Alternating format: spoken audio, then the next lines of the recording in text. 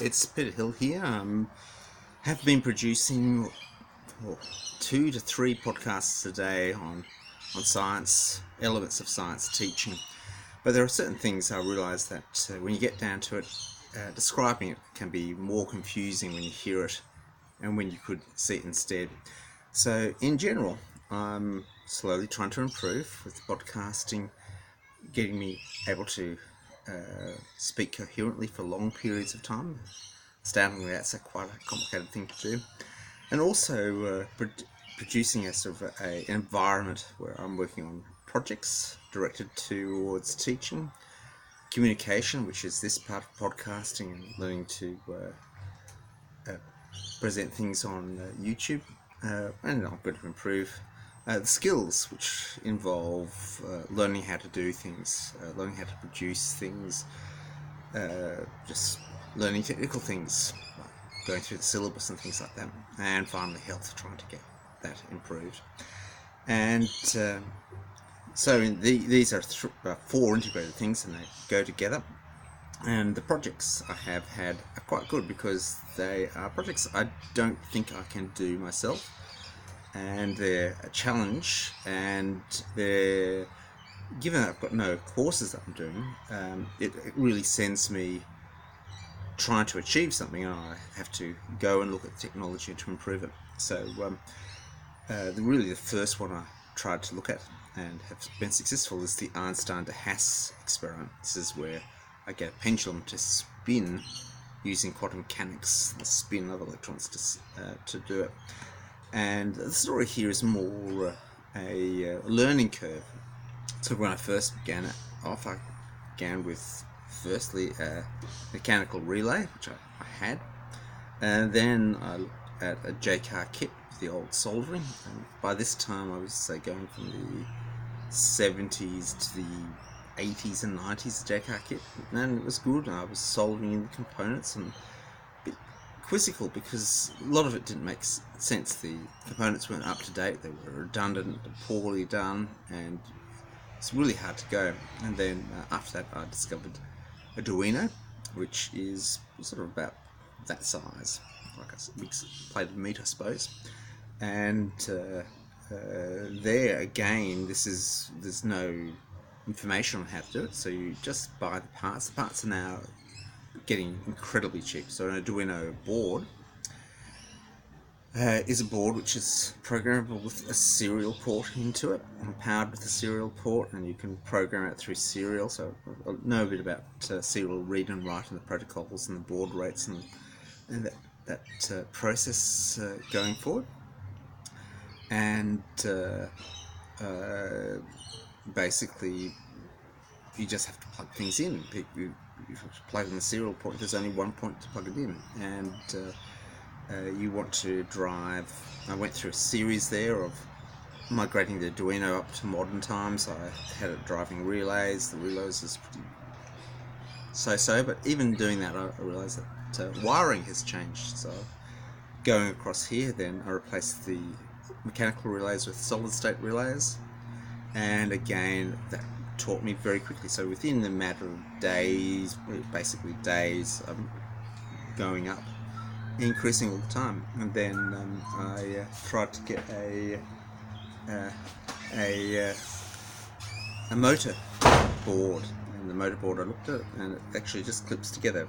I have no instruction, but it's just obvious. So what's really happening here is that the technology is advanced, but it's also simple, and it's basically sort of like a mini intelligence test. You get components together, and you can go to the internet, but the internet's really poorly described.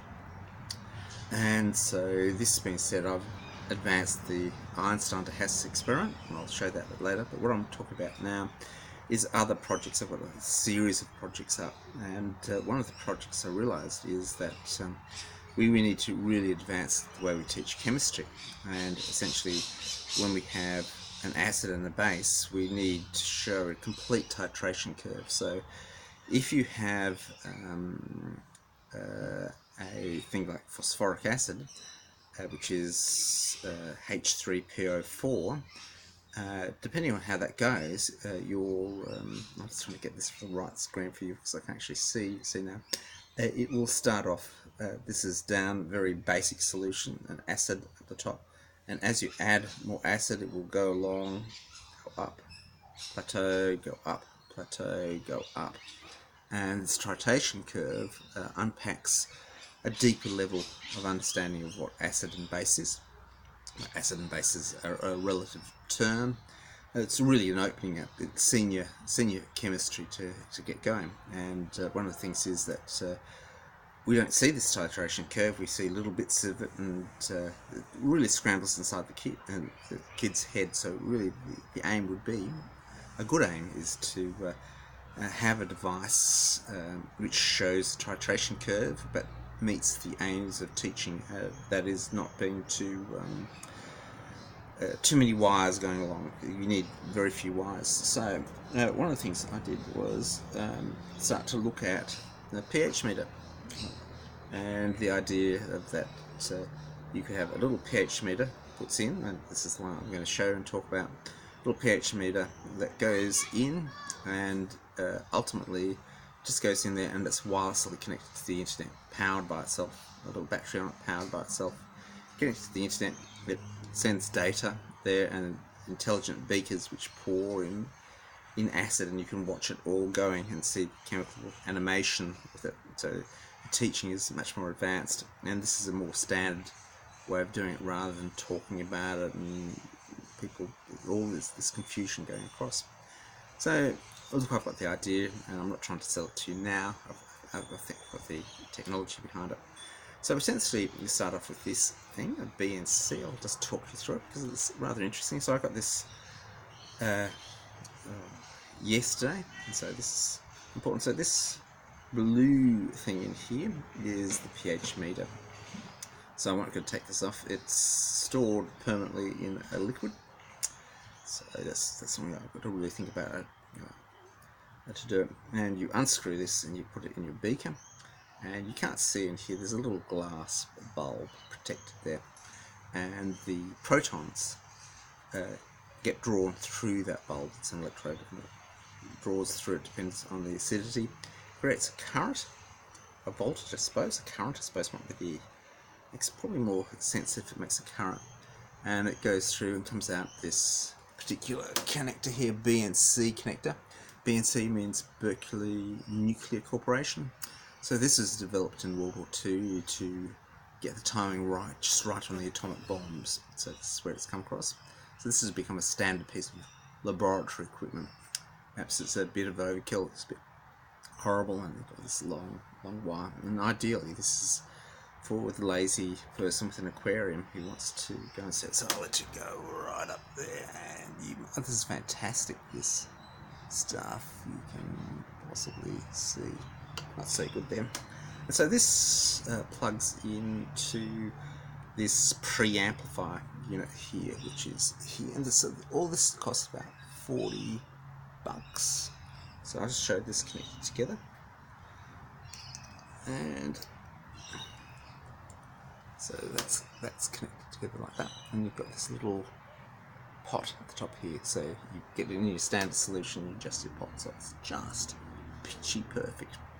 And ideally, if you want to do this properly, you need a temperature probe in it as well. And you need it calibrated. And this is a lot of time, and obviously the idea is robots and data analysis packages will just handle all this.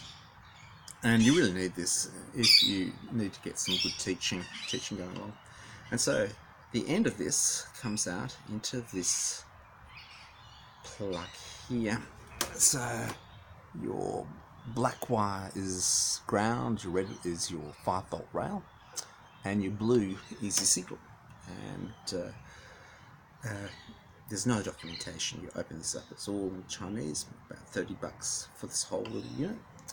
And I'm buying it because that's a project. I want to make a smart wireless beaker. And you look at this, there's no documentation, very poor documentation on the internet, and you say it's like this, oh, it's got to plug, and there's just, you just plug it into the Arduino board which you've got up, and then it's download the software and you're up and running. It's measuring pH. It's almost too easy. So that's 5 volt, but I want to do a little bit more. I want it battery powered. I want it wirelessly connected to the internet. And as you're looking, it's sort of like Groundhog Day again. As I was looking at the old circuits, soldering in circuit by circuit. Now the actual size of the components have become so small. You need a microscope, and you basically need a microscope and robotic holding. This is where your hand moves this much and the actual robot moves that much. Motion reducer to get it all right. Precision soldering, and of course my soldering iron's a bit of it's more an offensive weapon than an actual high quality soldering iron. I have to finish up pretty soon.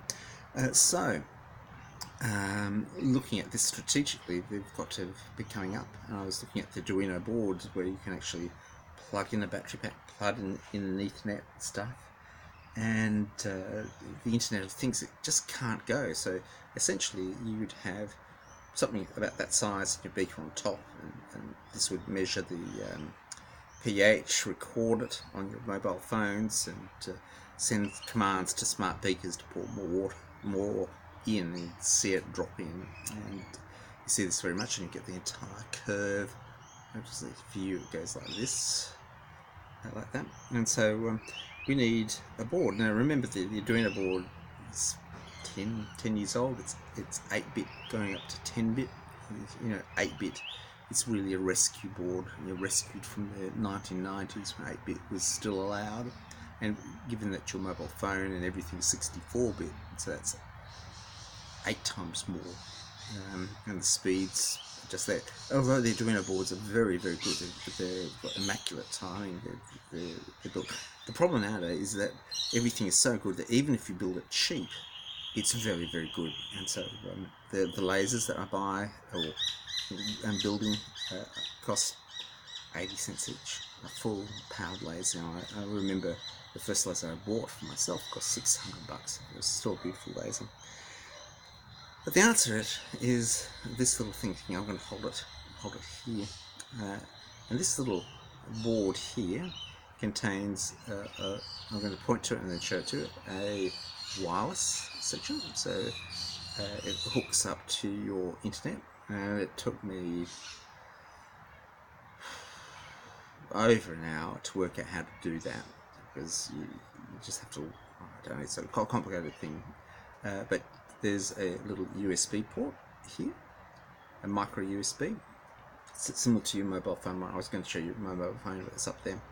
And on the top here is something that I've been wanting, is a LiPo, which is a mobile phone battery charger. So I'll show it to you in greater detail. So at this stage, that stuff there, that little snaky stuff, is the wireless output. So that connects to your input. So it's just about a few screens downloading a few things, and then you put in your the name of your network and your password for it. So it's, you've got heaps of worries about security there. Then up the top here you can see your little USB port that goes in there. So you just plug it in. It takes a little bit of a while to hunt around to find the mode. And over here is your LiPo battery. And I still haven't found a cheap LiPo battery. And this costs $20 Australian. And the thing is that it's lower capacity than a Raspberry Pi board, which is sort of about that big in comparison, but it's got a much smaller current capacity, and a bit disappointing. It's only got one direct analog output, which is, you can see the names of the different outputs there. You probably won't focus for it. See all the outputs, and you just wire it up. And indeed, this is 3.6 volts, and this is 5 volts. You're going to say, oh, how do these two go together? And so there's boards that you can buy, but essentially I think the long of the story of it is that this is an analog. In this one, it's an analog out. For another $20 you can buy a digital end here. Hooks out digitally at the end of it, and then that wires to this one here. So the end story here is that this doesn't have digital